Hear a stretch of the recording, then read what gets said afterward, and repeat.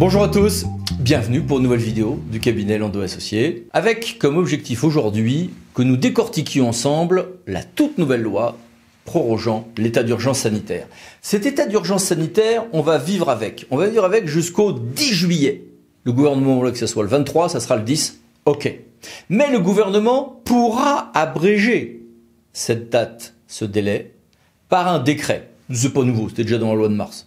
Mais s'il le fait, il faudra que ça soit après avis du comité de scientifiques. Et ça, c'est nouveau. En réalité, les prochaines semaines vont être utilisées à déconfiner les personnes, les délais, etc., les établissements. Et le Conseil d'État, d'ailleurs, dans l'avis sur ce projet de loi, a poussé clairement le gouvernement à accélérer le déconfinement des délais. Un des points les plus discutés de cette loi a été cette question de responsabilité. Mais avant de voir ce qu'il y a de nouveau, regardons déjà l'état du droit tel qu'il est depuis 20 ans. Il y a 20 ans, en effet, était promulguée la loi du 10 juillet 2000, la loi dite Fauchon. Aujourd'hui, c'est l'article 121.3 du Code pénal. En fait, quand on a un délit commis par négligence ou par imprudence, on l'a pas fait exprès. 3 hypothèses. Première hypothèse, j'ai commis une infraction de négligence ou d'imprudence, mais en plus, je suis la cause directe du préjudice. Ah bah, le juge va regarder si vous avez été négligent ou imprudent, et si cet élément est constitué, boum, il y aura condamnation. Deuxième hypothèse, oh, je suis pas la cause directe du préjudice, j'étais un maillon dans la chaîne des responsabilités, mais je suis pas la cause directe du préjudice. Mais j'ai violé délibérément une règle identifiée de sécurité dont la violation peut entraîner un risque, en gros, grave et immédiat pour autrui. Bah, dans ce cas-là, le juge va regarder si vous êtes négligent ou imprudent. Souvent, ça sera le cas. Troisième hypothèse, c'est ce qu'il y a de nouveau dans cette loi Fauchon. C'est, je suis pas la cause directe du préjudice, j'ai pas violé délibérément une règle identifiée de sécurité, des normes indicatives peut-être, mais pas des normes impératives. Et dans ce cas-là, le juge ne me condamnera que si j'ai fait une faute caractérisée. On le voit, en cette crise sanitaire, les élus, les décideurs locaux ou nationaux seront rarement la cause directe du préjudice.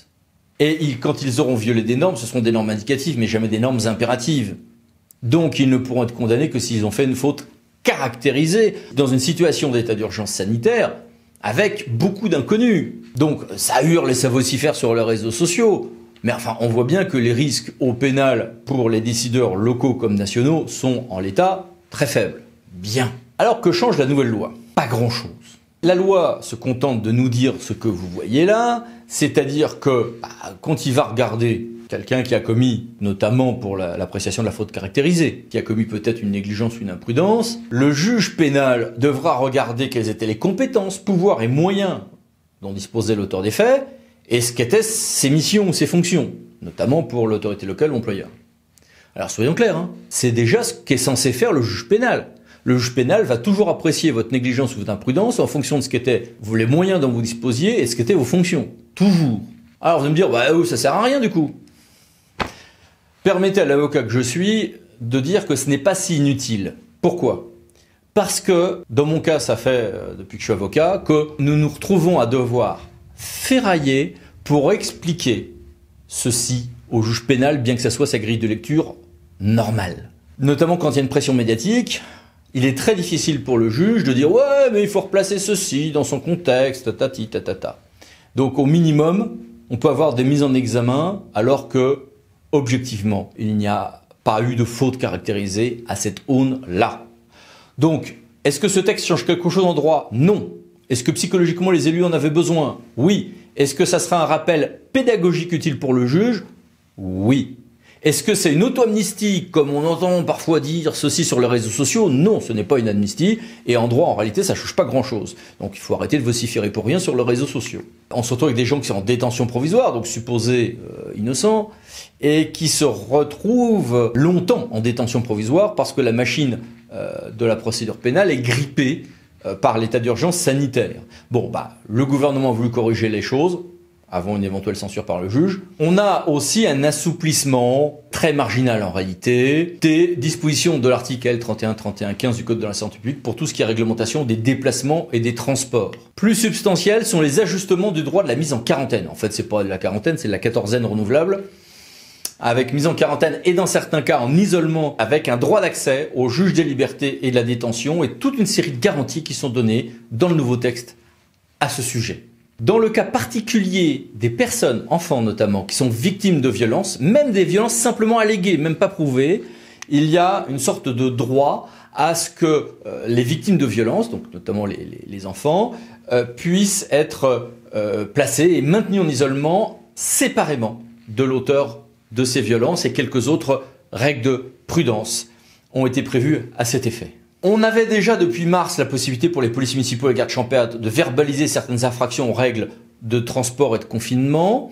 Il y a de nouvelles extensions des règles de possibilité de verbalisation au profit d'autres agents de police judiciaire adjoints, comme les adjoints de sécurité ou certains agents de contrôle dans les transports publics, mais avec des règles assez précises à chaque fois. L'état d'urgence étant prolongé, on a prolongé également la trêve des expulsions locatives jusqu'au 10 juillet inclus. Et idem pour ce qui est de la suspension du droit de faire des coupures d'accès pour non-paiement de factures en matière d'électricité, de chaleur ou de gaz, avec des ajustements ultramarins pour tout ceci. Autre sujet très débattu. Un système d'information, de tracing sur les malades du Covid-19 et leurs proches. Alors attention, vous allez me dire, ah bon, c'est cette fameuse application Stop Covid ou Alerte Covid. Non, rien à voir. L'application Stop Covid ou Alerte Covid, qui verra peut-être le jour et peut-être pas, est un autre sujet que celui qui a été débattu dans la nouvelle loi. La France développera-t-elle cet outil basé sur le volontariat, là où d'autres pays ont été plus vite en acceptant l'offre conjointe d'Apple et de Google, comme l'Allemagne? À voir. Mais ce n'est pas l'objet de cette loi. L'objet de cette loi, c'est une application donc de ce qu'on appelle le contact tracing, donc où on va identifier des personnes infectées, identifier des cas contacts et pouvoir coordonner un certain nombre d'informations à ce propos, au besoin, sans l'accord des personnes intéressées, quand il s'agira notamment de croiser des informations. Donc cette application, qui est évidemment un sujet extrêmement sensible, va se faire avec des contraintes assez fortes pour des raisons évidemment d'informatique et de liberté et de RGPD, pas de conservation des informations au-delà d'une durée de 3 mois après la collecte, des règles assez précises de contact et de transmission de ces informations.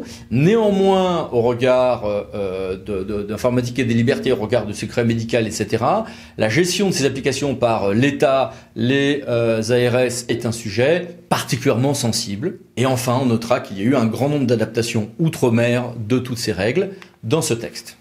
Alors, évidemment, ça fait une loi de plus. Une loi de plus à absorber.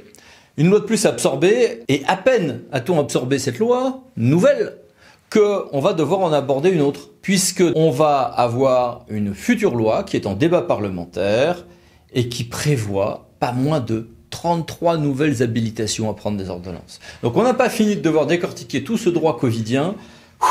Bon courage à tous, merci, à bientôt donc, au revoir.